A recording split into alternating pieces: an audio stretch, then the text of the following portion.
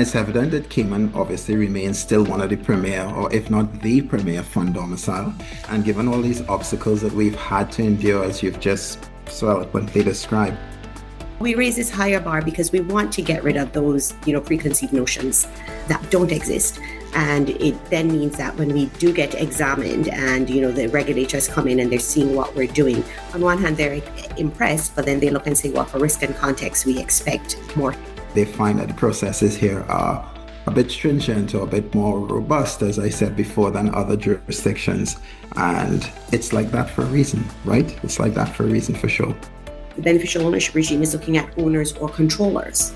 And initially, we were just looking at the owners. And this is why, for instance, we have this contact person appoint, because sometimes there may be no beneficial owner that is owning over 25%, but there is someone that is controlling that entity. Welcome to MUFG Alt Insider, brought to you by MUFG Investor Services. Get ready to explore the latest industry trends and gain invaluable perspectives from partners across our expansive global alternative investment management ecosystem. Hello, my name is Kendell, Pierre, and I'm the Chief Compliance Officer for MUFG Investor Services. Anyone who knows me will know that I'm most comfortable in my kitchen. So today, while we record, I'm preparing a pot of pilau, which is a Trinidadian mainstay, a one pot with rice, peas, and meat served with a little coleslaw on the side. That said, we're not here today to talk about my culinary skills. So I'd like to take this opportunity to welcome my good friend, Ms. Sandra Edun-Watler. Sandra is many things. She's an attorney at law with a wealth of experience in regulatory and compliance regimes as it relates to the financial services sector. Sandra's experience was amassed across a number of jobs that she held over the past few years in the industry. It included a range of things like Sandra was previously the legal counsel for the Cayman Islands regulator. She chaired the Compliance Association, Caribbean Regional Compliance Association, and most recently founded a consultancy and is even helping to set up the local chapter for ACAMS. So Sandra, welcome. Thank you so much, Kendell, and thank you for that kind introduction. Unfortunately, I just had a slice of toast for breakfast, so, this pilau is sounding really good, and a true Caribbean flavor. There's a dash of vegetables in there somewhere. Thank you again for that introduction. And just to mention, one of the things that I did while I was at the regulator was I was one of the assessors for the FATF styled evaluations here in the Caribbean. So for CFATF, and I did that back in 2008, not to date me, but there we go with BVI. So I was a legal assessor there. So of course, this is something I hold near and dear to my heart and get very excited about. Doesn't say much for me personally, but this is what brings me joy. That's awesome. And that will come into play today as we go through the topics, I'm sure. So obviously you're humble and down to earth, as I can say. I can attest to that, and having known you for so many years. And I could probably describe you as the salt of the local financial services sector. Using this analogy only because I'm cooking, of course. Salt is the one ingredient that gives you that extra oomph in your meal, right? Yes, so true, so true. To get into it, Sandra, when we're talking about like future AML obligations and enforcement, it's likely to be headed. I think it might be worth if we quickly explored some of the main obstacles that we have faced in the last few years. From the top of my list, it would be the FATF scrutiny, which I see as both as a blessing and a curse to some extent. Blessing because, you hope that at the end of it, everybody in the rest of the world will see what we see working locally. But a curse as well, because as you could attest to, we've had to jump through many hoops over the last couple of years to endure all that scrutiny, the inspection, constantly having to prove yourself, right? So let's talk a little bit about that and what you've seen coming out of that, and then how that has shaped what we could expect over the next couple of years. That's right. And I think from the inception of the FATF, sort of even how we set up our regulator as a structure, having that operational independence from central government. So it's played a critical role in how we've evolved, and in terms of us being one of the leaders in terms of the financial services industry. And like you said, it's a double-edged sword, because one of the things we get is no matter how well we do on these assessments, there's always this negative factors like risk and context. It's like, what have you been doing? And, the factor you play within the global economy sometimes comes back to haunt us, although what we do really helps to facilitate the growth of economies. And you're right. We've seen things where as a jurisdiction, we know, and you're in compliance, how tightly we run ship here. And overseas clients always complain that the process is that much more daunting than anywhere else. But we raise this higher bar because we want to get rid of those, preconceived notions that don't exist. And it then means that when we do get examined and, the regulators come in and they're seeing what we're doing, on one hand, they're impressed, but then they look and say, well, for risk and context, we expect more SARS filings. When we're saying, listen, our SARS filing regime is not a threshold basis. If there's a suspicion, how well regulated we are, meaning where it is that we try to stop the bad actors from coming in. So those are some of the pros and cons to it. But it does mean a much more robust system, something that we can be judged against across the board globally. It's also a job creator. Yeah, of course, I totally agree with you there. And it's evident that Cayman obviously remains still one of the premier, or if not the premier fund domicile. And given all these obstacles that we've had to endure, as you've just so eloquently described, and obviously there's still competition out there with other industries, it's still a remarkable achievement for us as an industry. And it's thanks to people like you and all the other hardworking professionals in the industry. Thank you. And one of the things is with our government as well is to make sure there's that public-private partnership and consultation going on. And I know those are very buzzwords now. Every conference you go to, they ask you to speak about this public-private partnership, but it's something that has been going on for a long time, and making sure we have our finger on the pulse in what we're doing and where we need to go. So although more regulations come in, I think it's just a very open-minded way of how we deal with this to achieve the outcome that we need to get to. Yeah, that's very, very true. Talking about regulations, you just mentioned regulations, and my mind sort of runs on two key pieces of legislation that I feel has spearheaded, or it's a lion's share of the changes that we've seen over the last couple of years in the industry, and that would be BOTA, so Beneficial Ownership Transparency Act, and the Private Funds Act. What are your thoughts on that? Correct. So, of course, this whole thing with beneficial ownership started many years ago. And for us in Cayman, we don't have open registers, or we didn't have open registers. But what it meant is the service provider kept everything. So everything was validated. You're coming in as a client, and that's where I came in. I am checking this information, making sure it is valid. You are a legitimate person. One of the things are you can just go to some of the jurisdictions and publish everything openly, but no one's checking it. So if you're Mickey Mouse, who is going to know that that's really not who is the owner of this business? So, we have very robust systems. And I think, when we started to bring in this beneficial ownership and these registers and access, it was something we already held, and making sure that people understood that. So it's caused a huge shift, not because we didn't have the information, but it's now put it in a format that it can be accessible by the public. And government said if they needed to obtain information, they want to obtain it in a quick time. They knew they could reach out to the service providers, but this way it would also make it easier to do. And having worked at SEMA, the regulator, that was one of the areas I did. Anytime we had requests for information from overseas authorities, we had to vet it, make sure it's not a fishing expedition, and then we would go out to the service provider to get the information. And they were always very forthcoming because, again, what we're doing here is we're service providers. We are not the bad actors here. So no one was opposed to having these beneficial ownership registers. It's how we go about doing it and to ensure it's not a fishing exercises. One of the things is, as you know, it's always, sensationalized news. It's always something about the Cayman Islands. It just sounds, it gets more clicks perhaps. And so, of course, we want to protect our clients to make sure that that's not what the information is being used for. So you're right, it has caused a big shift. And in terms of what we go about doing, at one point we had the funds sector sort of excluded because, as you know, a fund can have one owner or many investors that, if we're going to that 25% threshold, how would you do that? So, seeing that shift and how we go about trying to deal with that, as I know you'd probably want to get into some more. Yeah, no, definitely. I mean, and you talk about sensationalizing it. It's so funny. I was watching a movie last night with one of my kids, and once again, as you would always expect, there was something happening, and guess where the money was coming from or going to?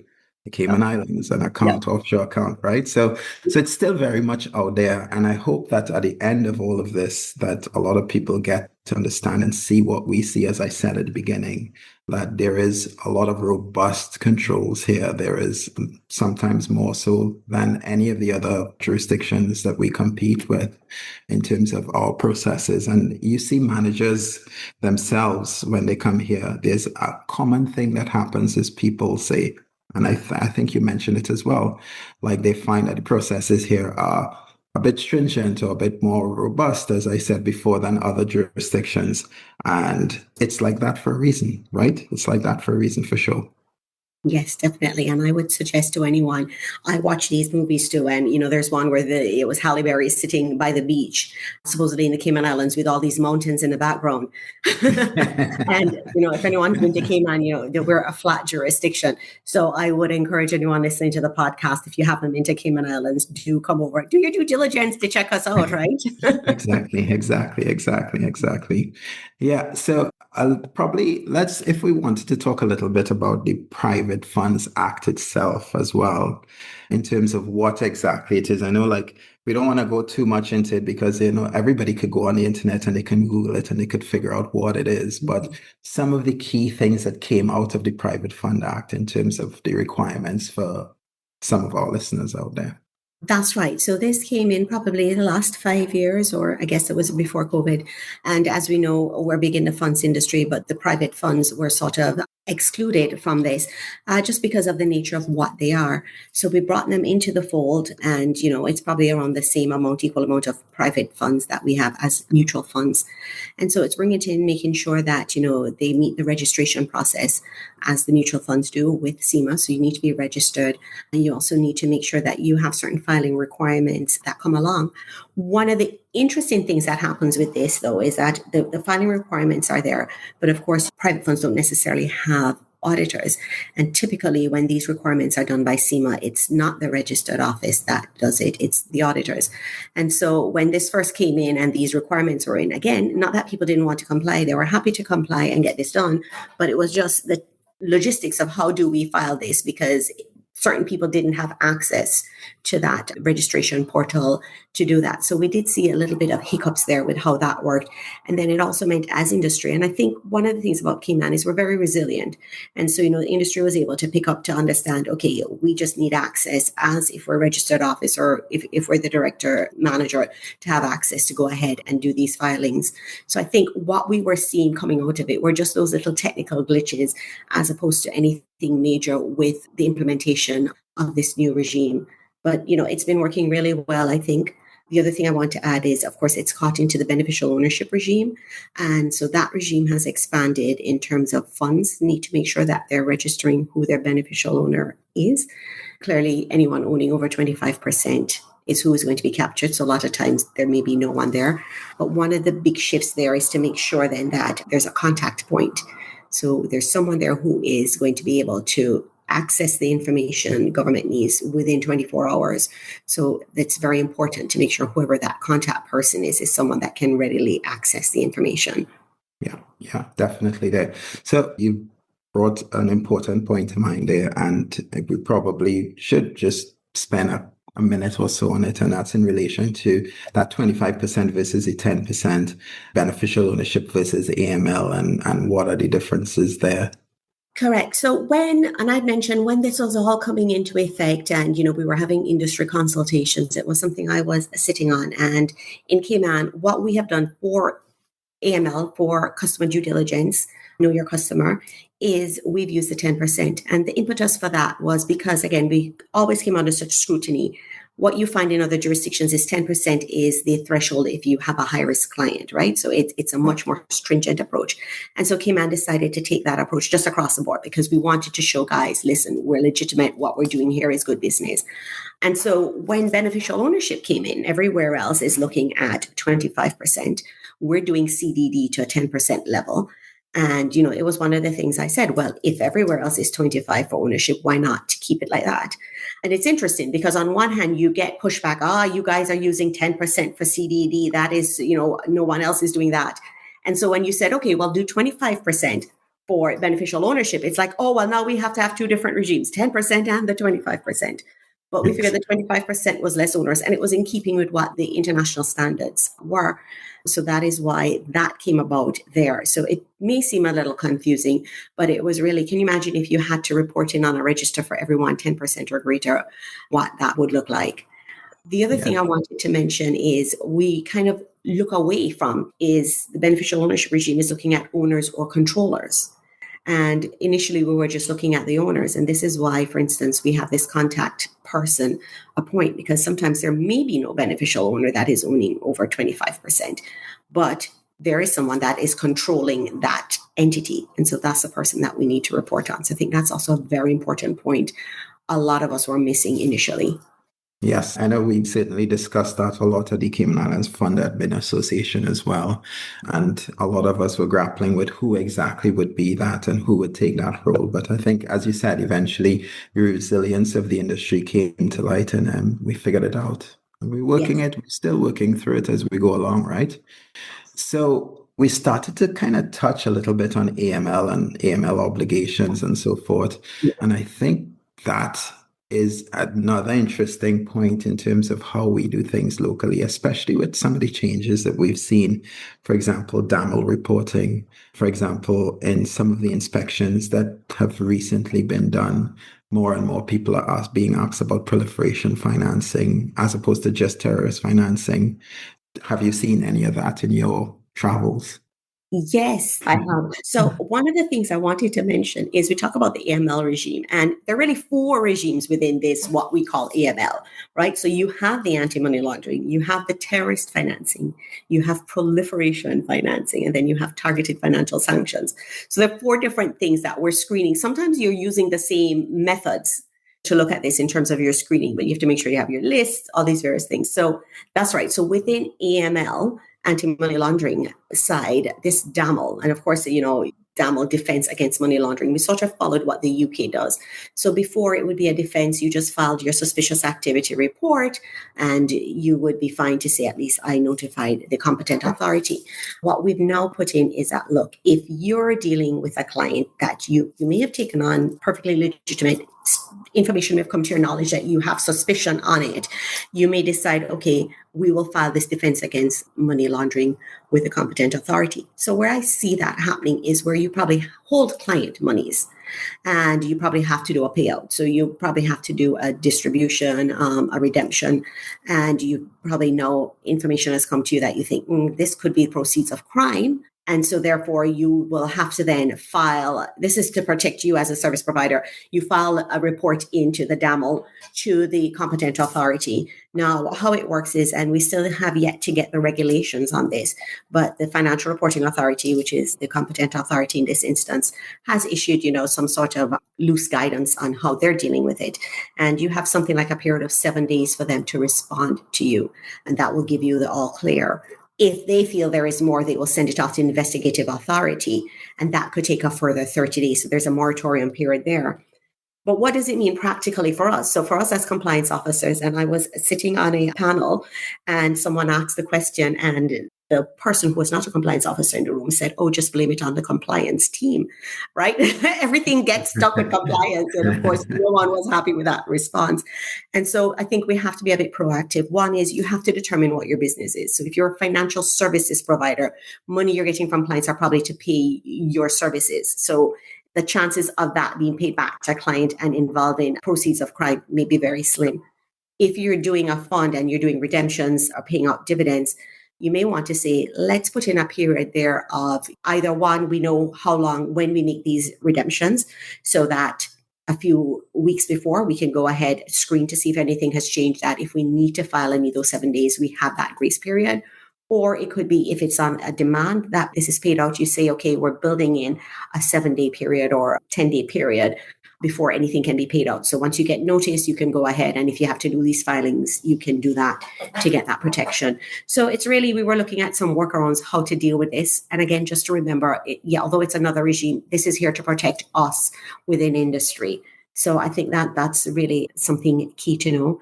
I think you're singing to the choir here. And definitely the one thing I would say is, I guess it's more of a reminder from a DAML perspective, is that deemed compliance bit, just to cover that bit. Yes, definitely. Then you're asking me what I've been seeing in terms of, so I've been sitting in, with a few clients as the authority, this SEMA, the regulatory authority, does their inspection. So they are on-site inspections, which is a desk-based one. So of course it's these virtual calls. And a lot they've been asking not only the compliance officers, so I think that's what you have to be aware of, but also the managers and people within the structure, things like what is proliferation financing? And they've been asking for these people to give definitions of it. And of course, what we've been seeing is people, as you mentioned, they get confused because they're in financing, they go into terrorist financing. And a lot of times, and I've seen it through various levels of people within industries making that confusion. One of the things is with proliferation financing, you are doing that through your screening mechanisms, right? So nothing has changed in terms of the day-to-day interaction and what's going on because the compliance people in the background are doing all of these things. But it's to be keenly aware, right? It's making sure it's not having clients that are using goods for the proliferation of any sort of nuclear weapons, biological warfare. And, this really comes about in dual use goods. And as I talk to people, no one can ever come up with a scenario of when that has happened. And of course, I had many years ago, it was a very legitimate transaction that was taking place, but one of the goods that was being shipped met the dual use goods. And it was some sort of centrifugal system. Don't ask me what that is, but it was just like 3 millimeters. And that meant it could be used to then build weapons of mass destruction. So this came in through us. And so, we had to deal with it. And although it was all legit, at the end of the day, we decided, look, is this worth us going in to obtain all these licenses and on? And we just sometimes turn down the business. So there's always that option too. But, if it's legitimate business and if you're willing to know it takes that much more time and money and effort to go through and deal with it, you can, because, we do have the systems in place to go ahead and get the appropriate licenses. That's wonderful. And I think people will appreciate just understanding and hearing a bit about that. One of the other things I know, like in discussions that I have both internally and across the industry, and just trying to raise awareness in terms of when errors are found or when you fail to do a particular filing and the impact that could potentially have and how it's multiplied, especially when you're dealing with a file where you may have one error in it, but there's tons of transactions. And that's where you think like, oh, I'll probably only get fined like $325 or whatever it is. But then when the actual fine comes along, what does it look like? I'm sure you've seen that as well. Yes. So, one of the things that we were doing, and this links back into what you're talking about FATF, right? We got dinged for the fact that we weren't doing all these administrative fines and penalties. And so SEMA, the authority, started to take this on seriously. And when they did their inspections, you had your remediation point. And again, you're seeing this where, okay, they had the due diligence documents. It wasn't certified. Right. So remember in Cayman, we have to have everything certified. Again, we've taken this higher standard to show we're legit. And this is to show that these people really do exist. So someone else is verifying these documents. So it wasn't certified and they turned around and slapped a fine on them for that. But within that client file, there were several documents that were not certified. And so for each of those documents, they were getting fined for. So, when you're looking at the fine in total, it was like probably under 2% of the population that this had happened to in terms of the clients. But it was a massive fine because of that. So even on one file, there were multiple fines there. So you would think, oh, well, you're fining me because I haven't gotten the certification. That's fine. It's like, no, it's for each one. It's not just per client. So that is something to take into account.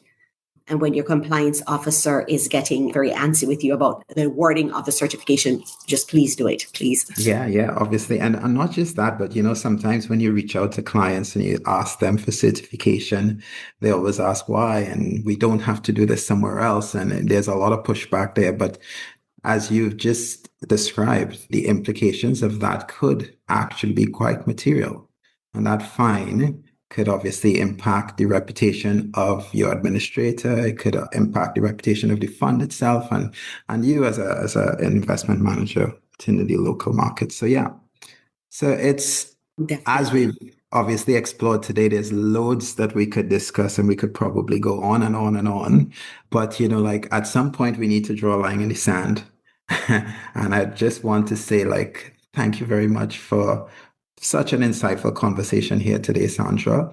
I'd obviously invite you over to come share any pot when it's all done. But yes, really, really enjoyed this. Looking forward to probably having another conversation with you again. Thank you. Thank you so much for having me. I enjoy the extending the invitation and on both ends, and also to try and have some of this pilau, which is something I am just amazed that you can cook. I just think it's something very difficult to do, but you're saying it's quite easy. So not I will Chief definitely. Compliance Officer, Sandra, not for a Chief Compliance Officer.